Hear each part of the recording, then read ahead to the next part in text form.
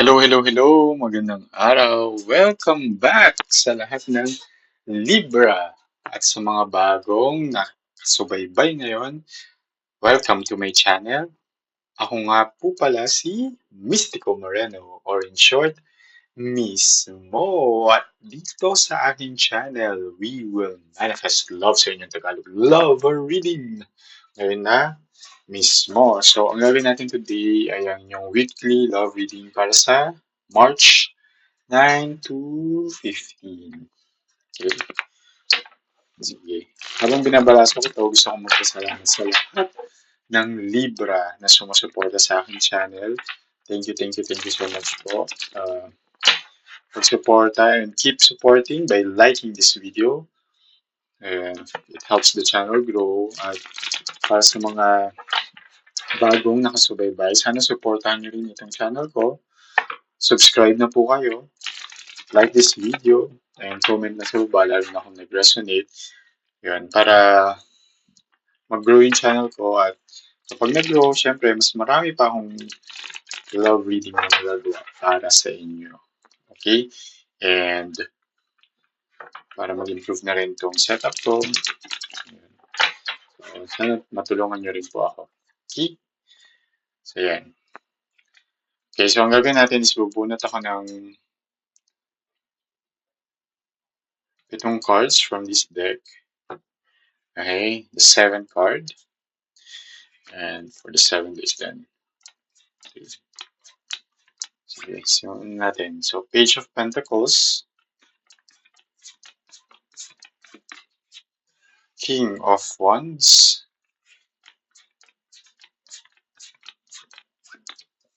The Emperor.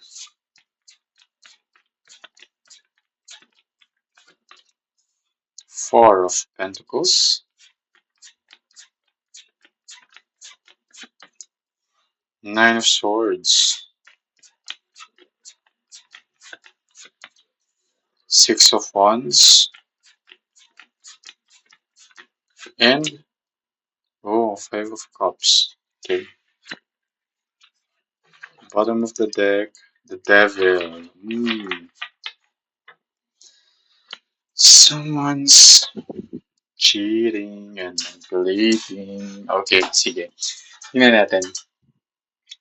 So, there's a strong energy of Aries in this reading. So, pwede yun yung sign ng person ninyo but doesn't have to. Pwede ibang signs din. Yun lang yung strongest energy na nasasagap sa reading na ito. Okay? Sige, let's interpret. Alright, the Page of Pentacles and King of Wands. Okay,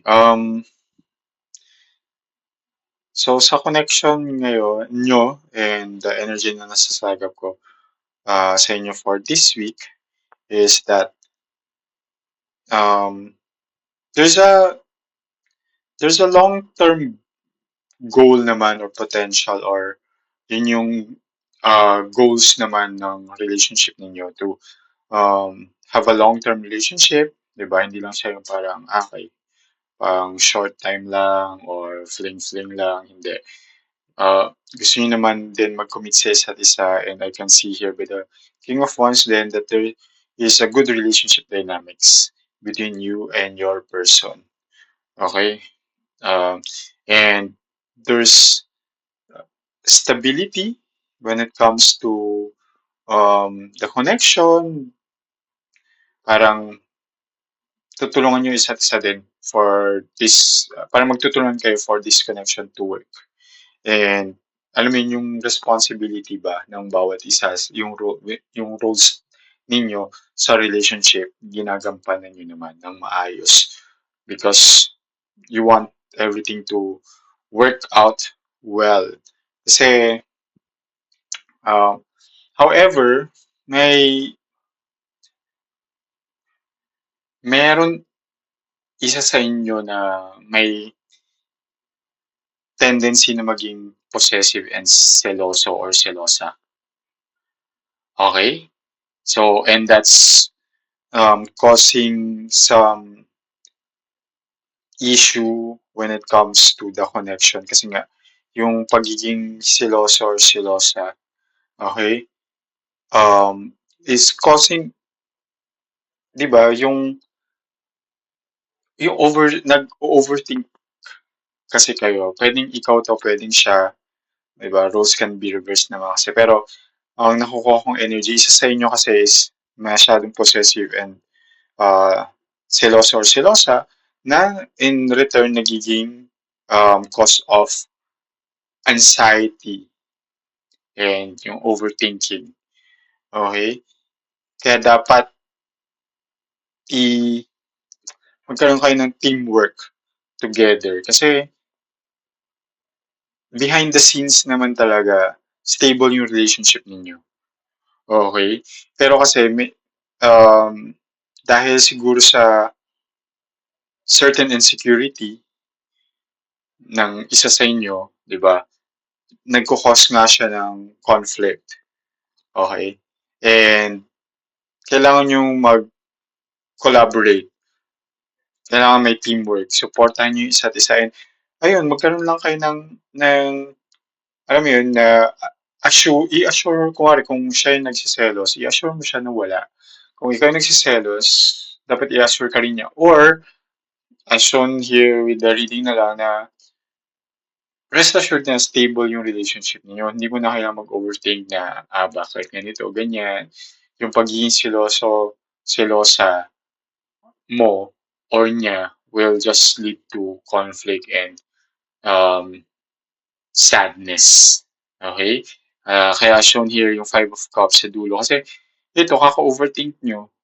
Diba? Imbis na mag-collaborate kayo, kaka-overthink nyo, ang dami-dami nang tumatakbo sa utak ninyo or utak niya na hindi naman totoo, hindi naman yun yung reality. Di ba pag siloso yung tao, parang wala naman talaga, pero ang dami nang nagfo-formulate na mga or iba't ibang iteration na ng story sa utak na imagination lang naman or parang haka-haka, wala naman din basis, wala naman din um, real source.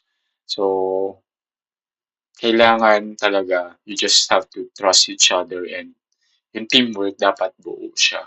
Okay, hindi lang dapat isa yung parang nagpapakita ng effort to make this work. Pero yun nga, sa simula kasi nandun naman, alam niyo sa sarili niyo that you're giving and basta binibigay niyo yung lahat din sa relasyon. Okay? And stable siya. Kaya dapat yung selos, alisin na talaga, hindi siya nakakatulong. Okay, sige, tingnan natin. At habang binabalasa ko to, gusto kong i-remind ng lahat that this is a collective reading. So, it may or may not resonate sa inyo. So, hindi nag-resonate, huwag pilitin. Abangan nyo na rin mga susunod ko pang love reading. Okay? Or panoorin nyo yung mga past readings na ginawa ko. Baka nag-resonate yun. Kaya importante rin, first, na nakasubscribe kayo para updated kayo. Saka, better din talaga na mag-book kayo ng personal reading. Kasi kapag personal reading, talagang energy ninyo yung tinatap natin at babasahin natin. Hindi siya collective. Okay?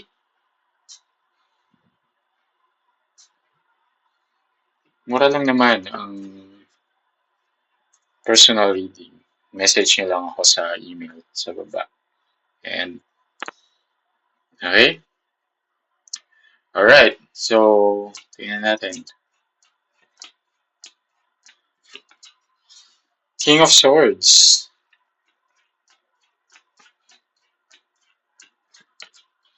King of Coins.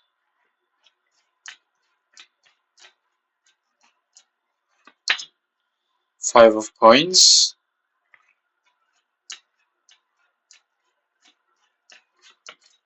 Seven of Cups.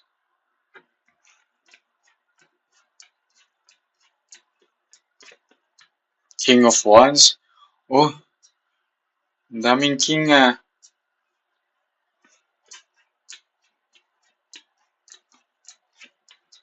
And Seven of Wands. Okay. Bottom of the deck, death card. Okay. So, kailangan talagang i-let go ninyo yung jealousy. Okay? Kasi hindi siya nakakatulong. Okay, lumabas tatlong kings. So, it's really about being responsible and taking action. And yung sense of leadership ba? So, di ba pag leader ka, alam mo yung na tama yung ginagawa mo and ito yung nakakabuti. May security, may sense of, ang tawag doon, um, accountability, di ba? And, ayun, maturity in all aspects. Dito, nag-resonate lang ulit yung King of Wands and King of Wands here. So, sinasabi dito talaga na um, the the emotions, the feelings, the stable siya. Well, pinapakita dito sa King of Swords and King of Coins na you really have to take action. You have to talk, communicate. Okay? So, hindi lang din sa salita, pero sa gawa. Okay? Kasi, if hindi nyo hindi kayo magiging responsible to do what is right and to say what is right. And, ayun, it will just lead to a loss. Di ba? And for sure, ayaw nyo naman na magkaroon ng hiwalayan, separation, no contact, di ba? Cool off, whatever it is in any form of loss and separation. Ayaw nyo siya mangyari. Okay? And as shown here also by the Seven of Cups, na, di ba, medyo may indecision kasi talaga din eh, na, yun nga, sa pagiging seloso, parang, alam mo, ayaw mong maging seloso or selosa. Or if it's the other way around. Di ba, sino bang may gusto na mag-overthink na nag-overthink over something na hindi naman totoo, di ba? Kasi, di ba, Seven of Cups is also a card of fantasy. Yung mga bagay na pinagsesolosan, ano lang siya, hindi siya talaga totoo. It's just a fantasy kasi stable naman talaga yung relationship. Nag-resonate nga siya, King of Wands, lumabas lang ulit na double confirming that the relationship is okay. Yung dynamics naman talaga behind the scenes, tanggalin mo yung selos, everything is going well. Everything is okay. Everything is, uh, di ba? I wouldn't say perfect, pero, di ba, walang issues, di ba? Dito sinasabi din ni Seven of Wands na, yeah, you just really have to be firm about, alam mo yun, and magkaroon ka talaga ng, nung energy ng king to be responsible and doing and acting and saying. Okay? Para ma-overcome lahat to. Yung kapag mas naging responsible ka sa emosyon mo, kapag mas naging responsible ka sa iniisip mo, sa mga sinasabi mo, di ba, mawawala yung overthinking, mawawala yung selos. Okay? Hindi siya talaga nakakatulong. Alright. So, tingnan natin ang advice ni Universe sa inyo. Tingnan natin.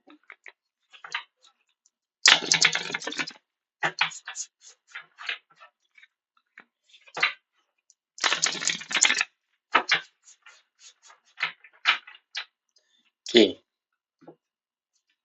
What's the advice of the universe? Okay, let's see.